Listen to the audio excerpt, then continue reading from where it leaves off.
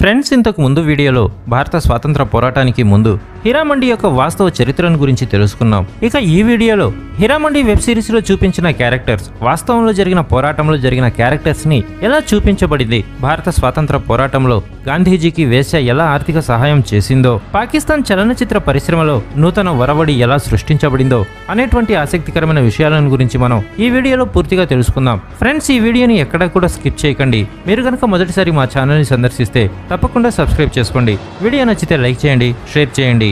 Friends, ఇక హీరామండి కథలోకి ముందుకు సాగే ముందు స్వాతంత్ర పోరాటంలో తవాయిఫ్లు ఎంత ముఖ్యమైన పాత్రను పోషించారో తెలుసుకోవడం చాలా ముఖ్యం. మనం హీరామండి తవాయిఫ్ల గురించి మాత్రమే కాదు, మొత్తం భారతదేశంలోని తవాయిఫ్ల గురించి కూడా తెలుసుకుంటాం. ఇక సంజయ్ లీలా బన్సరీ యొక్క వెబ్ సిరీస్ లో అదితిరావు హైదరీ ఒక తవాయిఫ్ పాత్రను పోషించింది. ఈ పాత్ర 1857 నాటి అజీజాన్ బాయ్ యొక్క తవాయిఫ్ ప్రేరణతో చూపించబడింది. 1857 తిరుగుబాటు సమయంలో అజీజాన్ బాయ్ కాన్పూర్లో ప్రసిద్ధ తవాయిఫ్ గా ఉండేది. 1857 తిరుగుబాటు సమయంలో అజీజాన్ బాయ్ భవంతిలో ఓ సమావేశం జరిగింది. ఈ సమావేశంలో నానా సాహెబ్, తాంతియా తోపేతో పాటు సుబేదార్ టికా సింగ్, షంషుద్దీన్ ఖాన్లతో అజీజాన్ భాయ్ పాల్గొని 1857 తిరుగుబాటు గురించి చర్చించారు. ఈ విప్లవంలో కేవలం అజీజాన్ భాయ్ కాకుండా భారతదేశ స్త్రీలంతా బ్రిటిష్ వారికి వ్యతిరేకంగా పోరాడాలని పిలుపునిచ్చింది. అజీజాన్ భాయ్ పూర్తిగా భారత స్వాతంత్ర పోరాటంలో భాగస్వామ్యమై చివరికి బ్రిటిష్ వారిచే మరణశిక్ష విధించబడి వీరమరణం పొందింది. భారత స్వాతంత్ర పోరాటంలో ఇలా చాలా మంది తవాయిఫ్లు పాల్గొని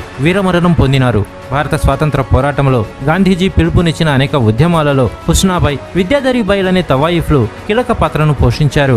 అయితే స్వాతంత్ర పోరాటానికి సంబంధించిన పుస్తకాల్లో హుస్నాబాయ్, విద్యాధరీబాయ్లకు సంబంధించిన సమాచారం చాలా తక్కువగా ఉంటుంది. గాంధీజీ పిలుపునిచ్చిన విదేశీ వస్తు బహిష్కరణలలో హుస్నాబాయ్ ఉత్సాహంగా పాల్గొని తనతో పాటు ఉండే తవాయిఫ్లచే విదేశీ వస్తువులను బహిష్కరించడంతో పాటు ఆభరణాలకు బదులు ఇనుప సంఖ్యలను వేసుకుని పోరాటంలో పాల్గొనేలా చేసింది. విద్యాధరీబాయ్ అయితే తన గానంతో దేశభక్తి గీతాలను ఆలపించి భారతదేశ ప్రజల్లో దేశభక్తిని పెంపొందించేలా చేసింది. ఆ కాలంలో గౌహర్ జాన్ అనే ప్రముఖ తవాయిఫ్ కూడా ఉండేది.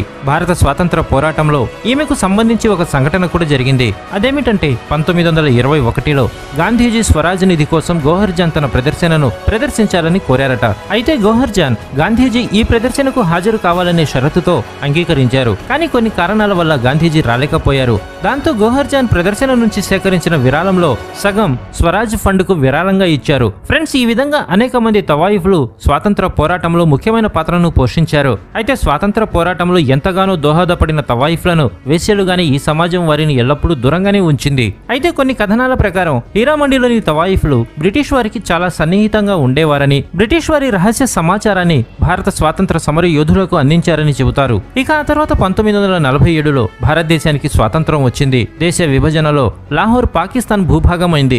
ఆ తర్వాత హీరామండి యొక్క తవాయిఫ్లు పాకిస్తాన్ చలనచిత్ర పరిశ్రమలో ఆధిపత్యం కొనసాగించారు. నర్గిస్ బేగ్, నిగమ్ అని పిలువబడే పాకిస్తానీ నటి దాదాపు 100 చిత్రాలకు పైగా నటించింది. ఇందులో ఆశ్చర్యకరమైన విషయం ఏమిటంటే ఈమె హీరామండికు చెందిన తవాయిఫ్. ఇక అదేవిధంగా భారత చలనచిత్ర పరిశ్రమ గురించి మాట్లాడుకుంటే జద్దన్ బాయ్ ప్రముఖ భారతీయ గాయని, సంగీత స్వరకర్త, నర్తకి, నటి, చిత్ర నిర్మాత, భారతీయ సినిమా మార్గదర్శకులలో ఒకరు. సరస్వతీదేవితో పాటు భారతీయ చలనచిత్రంలో మొదటి మహిళా సంగీత స్వరకర్తలలో ఒకరు. ఈమె సుప్రసిద్ధ హిందీ నటి నర్గిస్ కు తల్లి, అంటే ప్రముఖ హిందీ నటుడు సంజయ్ దత్ కు అమ్మమ్మ. ఈమె కూడా ప్రముఖ తవాయిఫ్ అంటే ఆశ్చర్యం కలుగుతుంది. ఈమె కాకుండా ఫాతిమా బేగం అనే తవాయిఫ్ మొదట నటిగా మారింది. ఆ తర్వాత స్క్రీన్ ప్లే రచయితగా మారింది.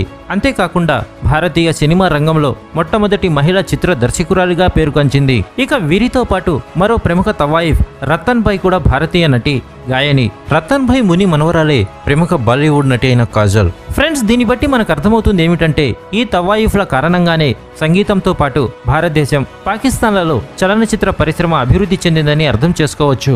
ఇక చివరిగా హీరామండి యొక్క పతనాన్ని గురించి చర్చించుకుంటే పాకిస్తాన్ కు స్వాతంత్రం వచ్చిన తర్వాత హీరామండిలో 1978 వరకు అంతా బాగానే ఉంది. అయితే 1978లో జియావుల్ హక్ పాకిస్తాన్ కు నియంతయ్యాడు. ధర్మం పేరుతో హీరామండిలో తవాయిఫ్ ముజ్రా నృత్యంపై నిషేధం విధించాడు. దీంతో ఈ ప్రాంతంలో నివసించే తవాయిఫ్లు ఈ ప్రాంతాన్ని విడిచిపెట్టి వేరు ప్రాంతాలలో స్థిరపడ్డారు. దీంతో హీరామండిలో వ్యభిచార గృహాలు వెలిశాయి. ఈ ప్రాంతం ప్రస్తుతం వ్యభిచార కూపంగా మారింది. వాస్తవానికి ఇక్కడ 2 రకాలైన జీవనశైలి కలిగిన స్త్రీలు నివసిస్తున్నారు. రాత్రులు 11 నుంచి 1 గంటల మధ్య సమయంలో ఈ నృత్య ప్రదర్శనలు జరుగుతాయి. తమ కస్టమర్లు వెళ్లిపోగానే మామూలు మహిళల్లానే వారిళ్లకు చేరుకుంటారు. ముజ్రా నృత్యం చేసేవారు సాధారణంగా ఈ రొంపిలోకి దిగరు. వీరు తమ వృత్తి పట్ల నిబద్ధత, అంకితభావం, గౌరవం ప్రదర్శిస్తున్నారు. తాము ముజ్రా కళాకారులమని గర్వంగా చెప్పుకుంటారు కూడా. ఇక మరొక రకం కేవలం 200 నుంచి 400 రూపాయలకు వేశ్యా వృత్తిని జీవనోపాధిగా బతికేవారు. ఇది చాలా బాధాకరమైన విషయం అయినప్పటికీ వాస్తవం మాత్రం ఇదే. ఎందుకంటే వీరి అజ్ఞానం, నిరక్షరాస్యత అక్కడి పురుషుల విలాసానికి ప్రతీకగా ఎంచబడుతున్నారు. అక్కడి ప్రభుత్వం ఇప్పటికైనా స్పందించి తగు చర్యలు తీసుకోకపోతే ఇది ఇలాగే కొనసాగే ప్రమాదం ఉంది. పగలంతా ఈ ప్రదేశం మామూలు మార్కెట్ లా కనిపిస్తుంది, కానీ చీకటైతే మాత్రం రెడ్ లైట్ ఏరియాగా మారిపోతుంది. సంజయ్ లీలా బన్సాలి కంటే ముందే కలంక్ సినిమాలో ఇక్కడి పరిస్థితిని కొంత మట్టుకు చూపారు. ఒకప్పుడు మొఘలుల పాలనలో సిక్కు రాజ్యంకు గర్వకారణంగా ఉన్న ఈ ప్రాంతం నేడు లాహోర్ రెడ్ లైట్ ఏరియాగా మారింది. ఫ్రెండ్స్, హీరామండి యొక్క పూర్తి కథ మీకు నచ్చినట్లయితే వీడియోని లైక్ చేయండి, షేర్ చేయండి.